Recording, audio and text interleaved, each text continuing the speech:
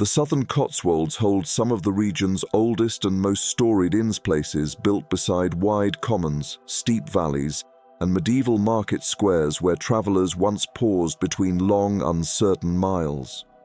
These houses of rest have watched centuries pass, riders appearing through fog, lanterns swinging in the night, wheels creaking across the old coaching roads that threaded the landscape. Much has changed, yet the inns remain. Their beams have settled. Their stones have absorbed generations of footsteps. And after midnight, when the fires burn low and the last glass has been cleared away, their quiet feels older than the walls themselves. These 5 stories explore such places, each inspired by real local legend. Lanterns still glide across Minchinhampton Common. Figures move silently through the oldest wings of Malmesbury's ancient inn. Footsteps cross Tetbury's yard long after the ostlers are gone. Something paces the river walkways at Nailsworth. And in Castle Combe, a watcher stands where the village has changed the least, told in a calm, modernized M.R. James style. These tales favor mood over shock, soft footsteps, steady intent, and the sense of something continuing its work long after its time has passed. They are written for late-night listening, quiet, atmospheric, gently unsettling. Whether you know these villages or are visiting them for the first time in imagination, let the Southern Cotswolds draw you in. The pale sweep of the common, the mill shadows, the narrow coaching streets, the abbey stones, the stillness of the market square at dusk. Settle back, breathe, and listen carefully. In places like these, the past does not stay buried. It simply waits for the right hour to walk again. Arthur Selby arrived at the Ragged Cot as the last of the daylight thinned across Minchinhampton Common. The inn stood low against the rise of land, its weathered stone almost the same colour as the pale grass that stretched away in all directions. A few sheep dotted the distant slopes like scraps of wool snagged on the earth. The wind moved steadily across the wide expanse, flattening the grass in long strokes, and somewhere far off, a rook gave a hoarse cry before settling for the night. Arthur pulled his coat tighter as he approached the inn. He had walked from the bus stop some distance back along the road, and the dusk had crept up quickly. The Ragged Cot appeared almost abruptly from the gloom, its lantern glowing behind the small-paned window of the door. Something about the way it sat on the roadside, alone, slightly hunched, watchful, put a faint tension in Arthur's chest. The landlord opened the door before he could knock. Hargreaves was a compact man with greying hair and the manner of someone who rarely spoke more than necessary. "You'll be Mr. Selby," he said, stepping aside. "That's right," Arthur replied, entering the narrow hallway. "You're here to write something?" "Research, mostly." "Old routes. I'm looking at forgotten coaching lines across the common." Hargreaves nodded once, as though this confirmed something he had already suspected.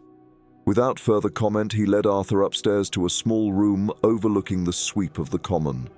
The view was enormous. No hedgerows, no trees, only open grass rolling toward the edge where the land dropped sharply toward the Nailsworth Valley. "You'll hear the road at night," Hargreaves said, placing the key on the table. Arthur glanced at the empty common. "I doubt there's much to hear." "Aye," the landlord murmured. "Sometimes." Arthur unpacked his maps and notes. Many were copies of early 1800s estate surveys, scrawled with annotations: old turnpike, dangerous bend, accident in snow. One route in particular fascinated him, a curved line that crossed the common in a position that bore no relation to the modern road. Several tragedies appeared to cluster around that curve. As he worked, Arthur became aware of soft footsteps on the landing. Through the half-open door, he saw Hargreaves pause by the small window overlooking the road. The landlord rested one hand on the frame and stared out across the common with an expression that was not fear, but something close to it, a fatigued watchfulness. He remained there longer than seemed natural before turning away and moving downstairs. Later, Arthur went to the bar for a drink. Two men sat by the fire, their coats steaming gently, and a woman nursed a half-finished cider. Conversation was light but odd, the sort of surface-level talk that avoided certain topics by habit. When one of the men mentioned fog, Hargreaves's head came up sharply. "Comes in fast from the valley," he said. "Best be indoors before it thickens." The remark hung in the air. Nobody argued, nobody joked. Arthur felt the tone settle around them like a subtle weight. By the time he returned to his room, the common was washed with moonlight. Mist gathered in the shallow dips like breath on glass. Arthur sat by the window, examining the map showing the old road. It passed close to where he now sat, closer than the modern lane below. He had just closed the map when a sound drifted across the common, a faint clatter, uneven, metallic. He held his breath.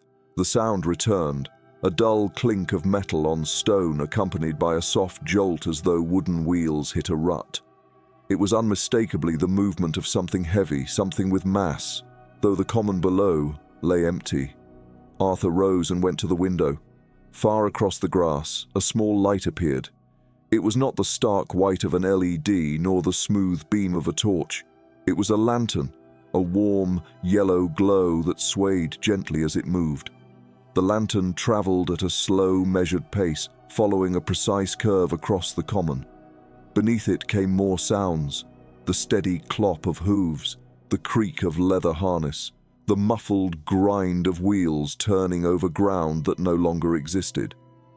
As the light neared, Arthur began to see shapes. A horse, its outline faint but unmistakable, the suggestion of a coach behind it, something darker than the night air, not fully formed, and a figure walking beside the horse, leading it with one hand while carrying the lantern in the other. The man's coat hung almost to the ground. His head was bent slightly, as though keeping watch on the road surface beneath him. The lantern cast only the smallest circle of light, yet he seemed to walk with absolute familiarity, following the old route laid down on Arthur's maps. The apparition crossed the modern tarmac without hesitation, continuing along the invisible road that curved toward the ragged cot. When it reached the space directly below Arthur's window, the lantern lifted, only a fraction, but enough to brush the inn's wall with a flicker of light. Arthur's breath caught. He felt the air shift, as if the presence below acknowledged him. A moment later, the lantern lowered, and the figure continued on into the mist, fading until only the faint clop of hooves remained. Arthur barely slept. Every sound in the old timber seemed louder than usual. When morning came, the common looked innocently pale beneath a washed-out sky. Yet Hargreaves, when he brought Arthur's breakfast, appeared exhausted. "You'll stay tonight?" the landlord asked. "Yes," Arthur said. Hargreaves nodded slowly, almost reluctantly. The second night, fog descended early, thick, cold, swallowing the common in a grey wall. Sound changed within it, footsteps muffled, breath seemed heavier. Arthur told himself he would not sit by the window again. He sat there anyway. The first indication came as a tremor in the fog, a glow that pulsed faintly within the white, then a low creaking, as though wood strained under an old, familiar burden. Hoofbeats emerged, softened by the mist but unmistakable. The lantern grew clearer, its light a blurred orb. The figure was sharper tonight, tall, straight-backed, coat shifting as though caught by a wind Arthur could not feel. The horse beside him moved with slow, obedient patience. When they reached the space below Arthur's window, the apparition stopped entirely. The lantern rose. Its glow touched the glass, lighting Arthur's face with a trembling flicker. He felt a pressure, subtle but unmistakable, as though the figure below were studying him from the depths of the fog. The coachman's head turned upward. Arthur could not see a face, only darkness within the hood's shadow. But the sense of eyes within it was undeniable. The air thickened between them. Arthur's chest tightened with a mixture of dread and helpless fascination. After a long, heavy moment, the lantern dipped and the figure moved on, melting into the grey with slow, deliberate steps. Arthur slept even less than the night before. By dawn, he had already packed. At the door, Hargreaves looked almost relieved. "You saw him proper," he said quietly. Arthur swallowed. "Why does he—" "Stop." The landlord's gaze moved toward the common. "Most nights he just passes. But now and then he notices a watcher. Maybe he remembers something. Maybe he's looking for someone who never reached the inn." Arthur stepped out onto the lane. The fog had thinned but still clung to the common in scraps and veils. Halfway across the grass he turned back. A tall shape stood far out on the common, still, watching, half veiled by drifting grey. Arthur blinked. The shape dissolved, and the common was empty once more.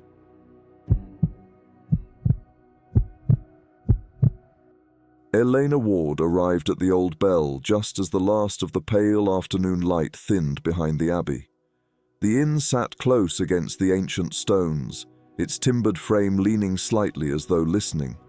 She had booked it for a work trip, 2 nights, nothing remarkable, but the idea of staying in England's oldest hotel carried a quiet thrill. At reception, the woman behind the desk smiled. "You're in the old wing, Abbey side." Elena nodded. Perfect. The corridor beyond was narrow, the ceiling low. The air carried a faint mineral coolness, as if stored for centuries. Her room was tucked at the end of a short passage where the walls bowed inward. She set her suitcase down and paused. The silence felt thick, almost expectant, as though the walls held their breath. She slept lightly. It was sometime after midnight when the first sound came. A low, steady murmur, not quite voices, not quite music. A slow, rhythmic chanting, muffled as though rising through deep stone.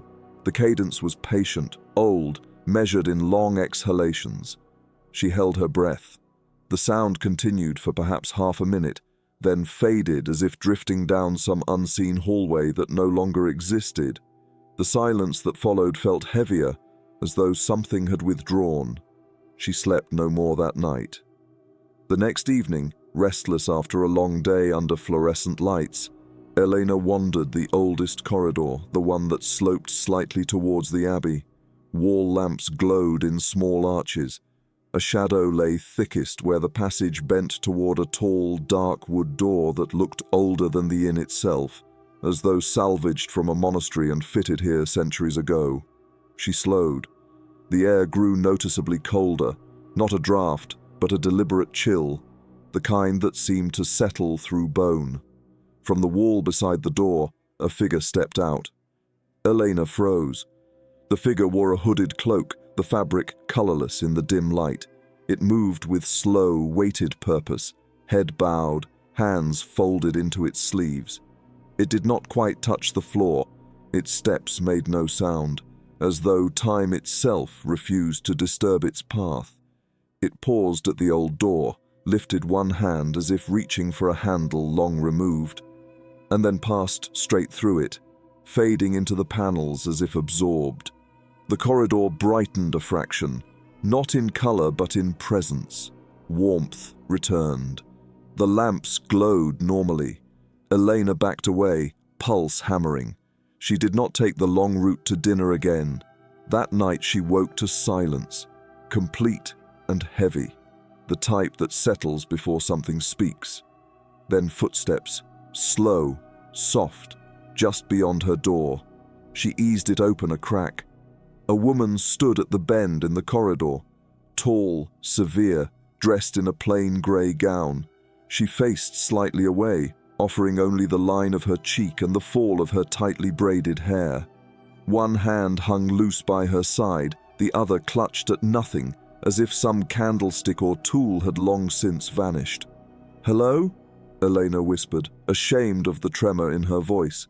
The woman turned a fraction further from her, deliberately avoiding her gaze, and Elena saw it, the gap, an inch between her shoes and the carpet, not floating, not drifting, simply wrong, like a missing stroke in handwriting. Eleanor's chest tightened. She stepped back instinctively. The figure blurred, once, twice, like a badly synchronized reflection struggling to match the present. Then it dissolved into the dimness around the bend. Elena closed her door with slow, shaking hands, the latch sounding far too loud. By morning, she knew. The building wasn't haunted by a ghost. It was full in the way a deep forest is full, layers of presence, layered lives replaying themselves quietly all around her.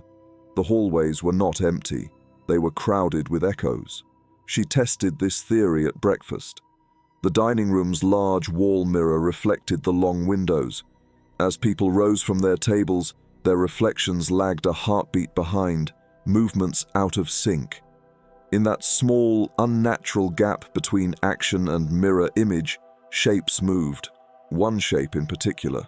A cloaked figure stood directly behind a couple in the mirror, though not in the real room. It bowed its head, hood deep, hands hidden. Then the reflected world caught up, the couple stepped through where it had been, and the figure vanished.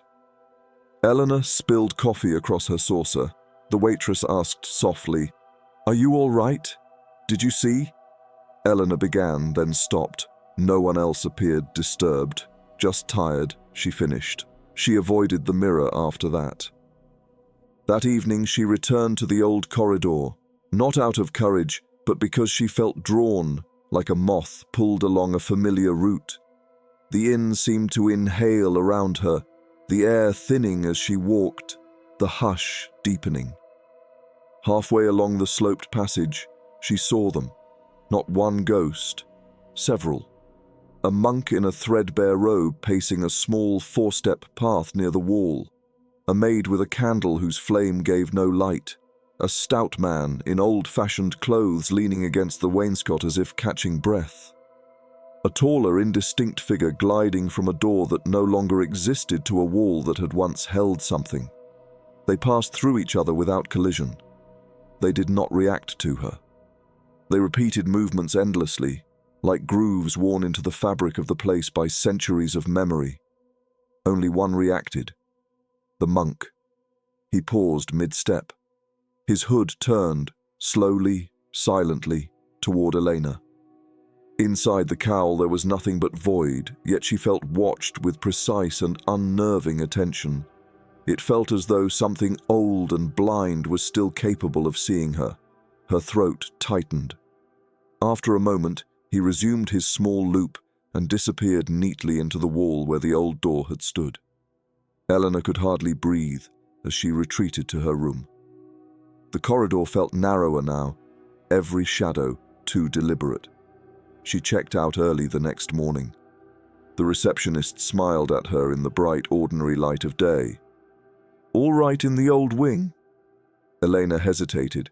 It felt crowded. "That sounds about right," the receptionist said cheerfully. "Lots of history in those rooms." Elena forced a polite smile, settled her bill, and stepped outside. The abbey loomed above, solid and sunlit. Delivery vans rattled down the street.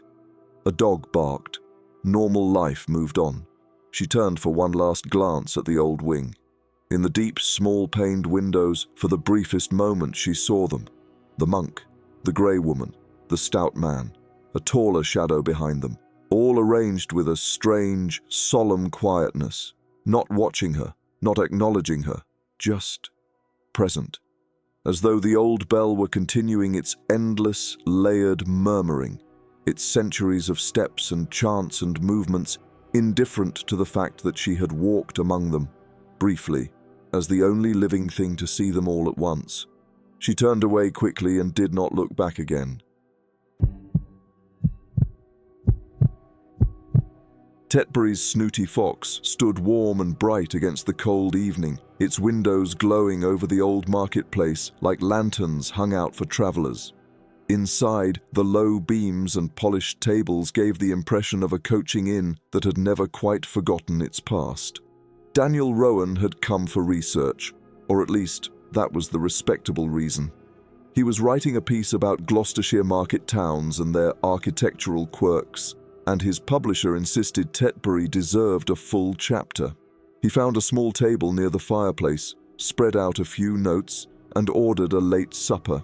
A handful of locals had gathered around the bar, exchanging familiar greetings and shaking the cold from their coats. One voice carried more clearly than the rest, deep, confident, and just slightly louder than necessary. "Ghost stories," the man was saying, "are for people who want to feel special. Never seen a thing in this place, and I've drunk here 20 years. He was broad-shouldered, weathered, and carried the relaxed authority of someone who belonged to the furniture as much as the beams did. The barman smiled patiently. "I'm just saying what the guests say, Mark. Footsteps in the old stable passage, door that opens itself, that clinking sound," Mark scoffed. "Old buildings settle, drafts, loose hinges, foxes nosing about, that's all." Daniel's ears pricked. This was the kind of local texture his article needed. When the bar quieted for a moment, Mark caught him glancing over. "Don't tell me you're another ghost hunter," the man said. Daniel shook his head. "Just a writer. Market towns, old coaching routes, that sort of thing." Mark brightened. "Then you'll know this place was a proper stop in its day. Horses out front, fresh teams ready at the stables down the side there." He jerked his thumb toward a recessed arch. "They keep the arch, not the stables." Daniel nodded, making a note. Mark leaned back, warming to his subject. "Folks say the ghost is an ostler. You know, one of those stable lads from the old coaching days. The kind who'd stay up all hours tending horses." Daniel added gently, "Someone who cared for the horses, fed them, checked tack. The one who heard everything coming through town." "Exactly." Mark lifted his pint in approval. They were half the reason coaches made good time. The barman's tone was mild, and half the reason guests still hear tapping in the corridor. Mark waved that away. But Daniel noticed something. The slightest flinch in the man's expression, like someone remembering a sound he didn't like. The fire crackled. The pub settled into a comfortable rhythm. Daniel finished his supper and turned to a map showing the old routes through Tetbury. The stable arch was marked on it, and beyond it, a narrow yard where horses had once been watered. A sudden, soft creak broke the quiet. The archway door, the old stable entrance, had swung open a few inches. Several heads turned. Mark snorted. "Wind. There isn't any wind," the barman murmured. The door creaked again, wider this time. The darkness inside the passageway looked thick, undisturbed for years, the air beyond still as a cellar.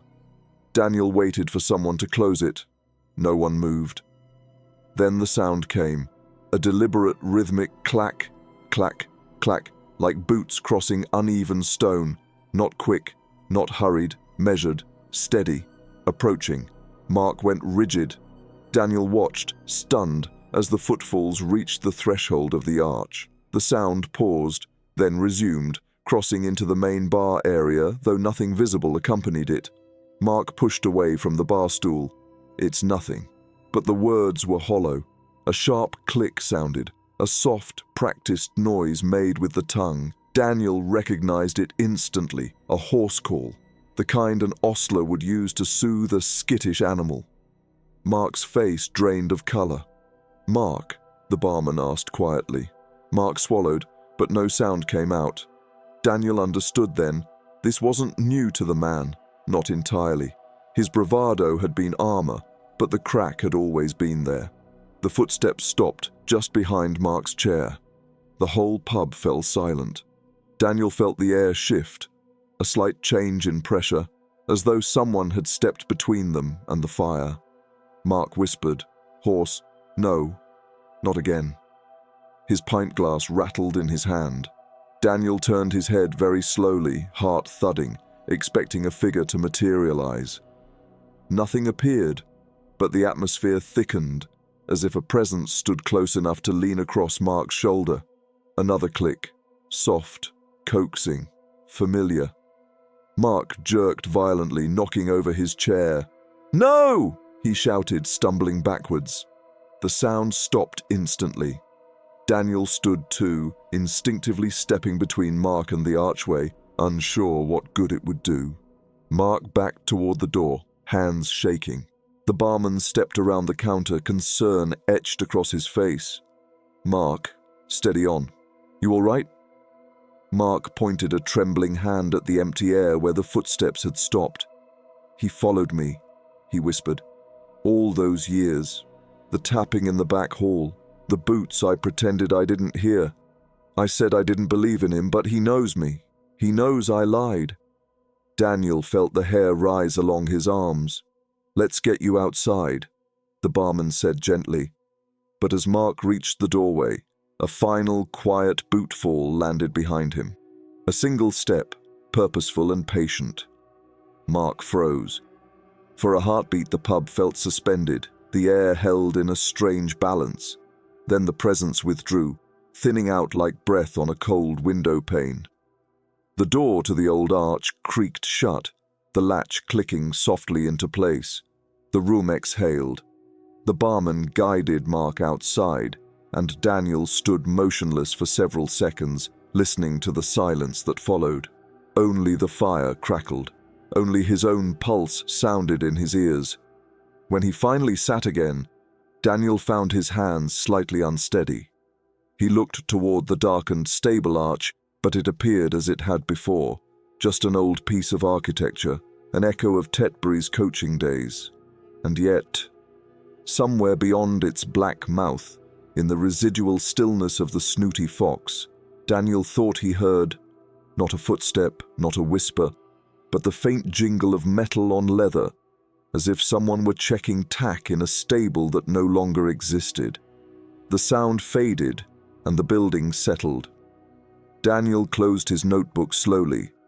The ostler, whatever he was, had come for the man who denied him. The traveller had merely been allowed to watch. Lucas Brent had been landlord of Egypt Mill for just 6 weeks when the trouble started. The building was older than any pub he'd worked in before, a web of beams, stairwells and mill rooms stitched together over centuries, but he'd been assured it was full of character, which was usually code for drafts and low ceilings. Still, he liked the place. The mill race whispered beneath the floorboards, the courtyard smelled faintly of damp leaves and river water, and the footbridge outside his office window looked postcard perfect, especially when lit by the lanterns at dusk. It was the nights he hadn't been prepared for. The visitor, a landscape painter named Owen Hale, arrived on a rain-streaked afternoon. He asked for a quiet room overlooking the mill pond and spent the first hour wandering the property with an expression of mild enchantment. Lucas envied him. It had been a long time since he had looked at the mill with anything approaching ease. After dinner service, Owen settled in the bar with a sketchbook while Lucas wiped down the counter. The building creaked, as old structures do, but Owen barely glanced up.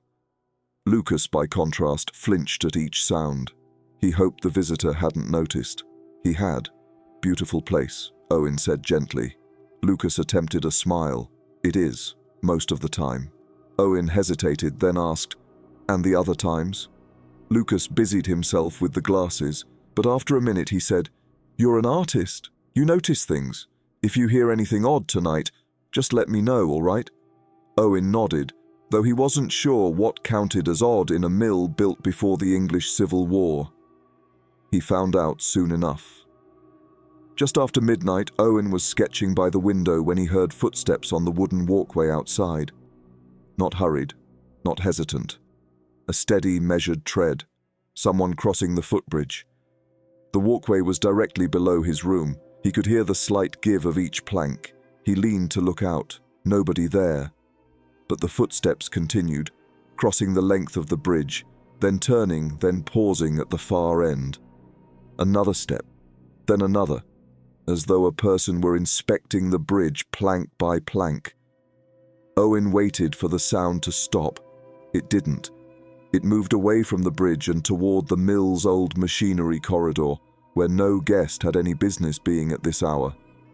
He went to bed uneasy, his sketches left half-finished. At breakfast, Lucas looked exhausted. His shirt was creased, his movements sluggish. "Long night?" Owen asked lightly. Lucas didn't answer at first. Then quietly, "You heard him, didn't you?" Owen felt an unexpected chill. Heard who? Lucas rubbed a hand over his face. "I shouldn't say anything. Staff told me not to. Said talking about it only makes it worse."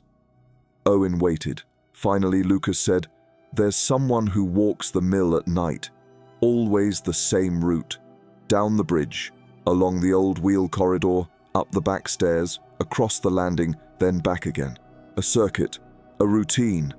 I thought it was residual, a harmless replay of something old." Owen had heard of such hauntings. They were rarely harmful. But Lucas wasn't finished. He wasn't harmless last night. Rain lashed the windows. The mill race churned darkly beneath the building. Owen worked at his sketches until late, then paused when he heard it again. Step, step, pause. The walker was on the footbridge. This time Owen didn't go to the window. He sat very still, listening. The steps crossed the bridge, reached the far landing, then ascended the old mill stairs with slow, grinding weight, as if the figure were soaked to the bone. He felt the footfalls through the floorboards, not loud, but heavy. Then the footsteps turned down the landing, toward the landlord's office. Owen stood. The sound stopped directly above the office, then moved down the corridor, toward his own room. His breath caught. A shadow passed the gap under his door, not a footfall, just a shadow, then silence. He didn't sleep at all. At noon, Lucas cornered him, pale and trembling. "I saw him," the landlord whispered. Not clearly, just an outline through the glass of the courtyard door, taller than any of the staff, wet clothes, lantern in his hand but no light coming from it. He swallowed, and he stopped outside my office, like he knew I was inside. Owen felt the cold settle in his stomach. "Lucas, what happened before you came here? Anything strange when you took over?" The landlord looked away. "The previous owner warned me," he said finally. "Said the mill had its ways and that I'd need to learn them. I thought he meant the plumbing or the electrics. What did he really mean? That someone still checks the mill, every night, as if the machinery were running, as if the wheels still turned?" Owen remembered the ghost lore of old mills, inspectors who drowned in the sluice channels, men who vanished into water wheels. "Do you know who he is?" he asked. Lucas shook his head. "But I know this. He didn't walk the landing before. He didn't stop outside my office. He didn't change his route. He looked Owen in the eye until I arrived. The implication hung between them like a weight. The ghost was reacting to him, not repeating a pattern, adapting. A thick fog rolled up the valley and wrapped the mill in a wet, muffled silence. Guests went to bed early. Owen stayed awake, waiting. The first footstep trembled through the bridge at 11:46 p.m. Step, step, step. He heard the walker move across the yard stones, the dull sound of heavy boots on soaked ground. The footsteps approached the old mill door. The latch lifted, slowly, carefully, as if the ghost had grown bold enough to try the handle. Owen's breath shortened. Lucas, in his office below, must have heard it too. The walker ascended the mill stairs. One step, a long pause, another. At the top, it turned down the landing again, but the steps were different now. Not steady, not looping, halting, searching. It stopped just outside Lucas's office door. Owen knew because he could hear the faint, almost imperceptible scrape of wet fabric brushing the old stone. Then a knock, soft, measured, 3 gentle taps. Owen moved without thinking. He left his room and crept down the stairs. Lucas's office door was ajar. Inside, Lucas stood frozen, staring toward the glass window, looking onto the courtyard. The fog pressed thickly against it. A shape moved in that fog. A tall figure, lantern held low, head bent slightly forward, as if inspecting something. It turned toward the office window, not facing Owen, facing Lucas.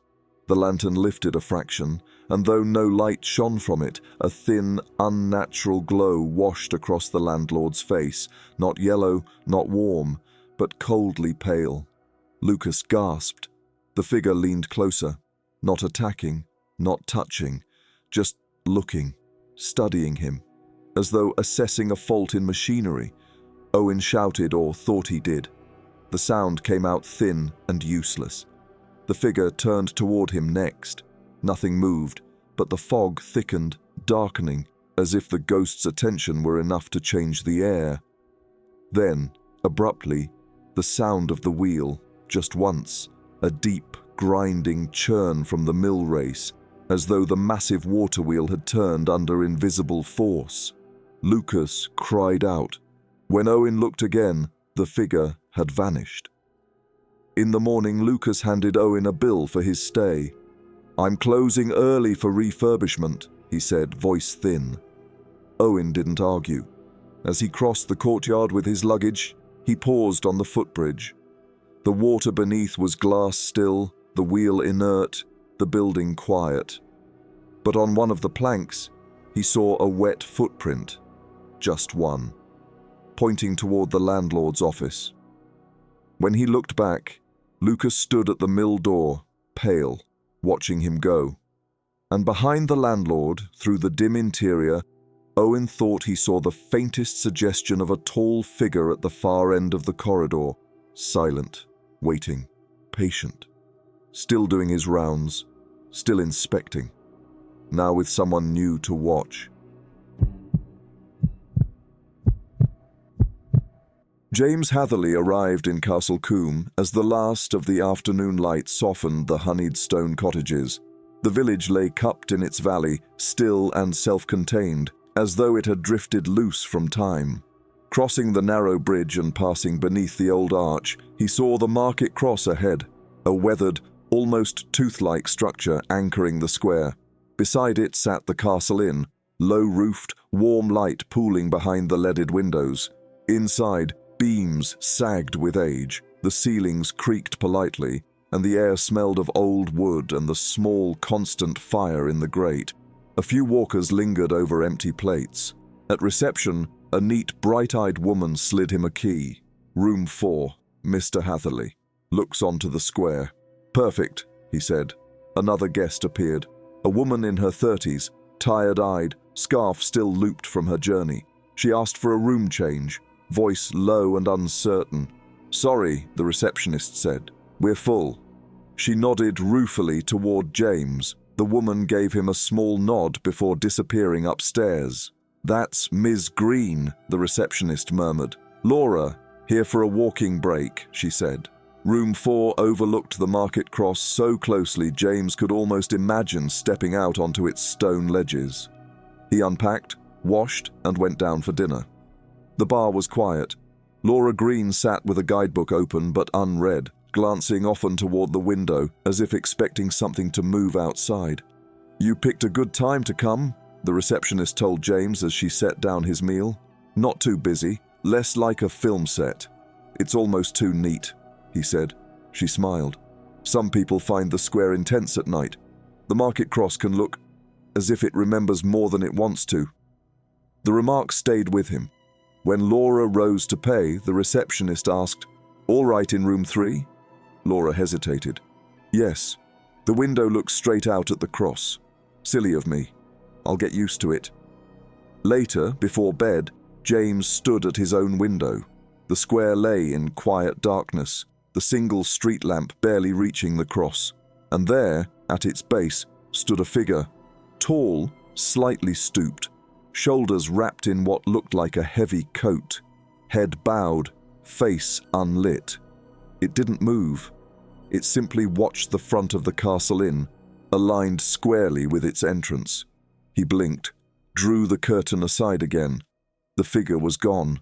The square looked empty, but the sense of being observed lingered as he went to bed. In the night he woke, unsure why, with the peculiar feeling of having been watched. The room was quiet, just the faint glow of old curtains filtering moonlight.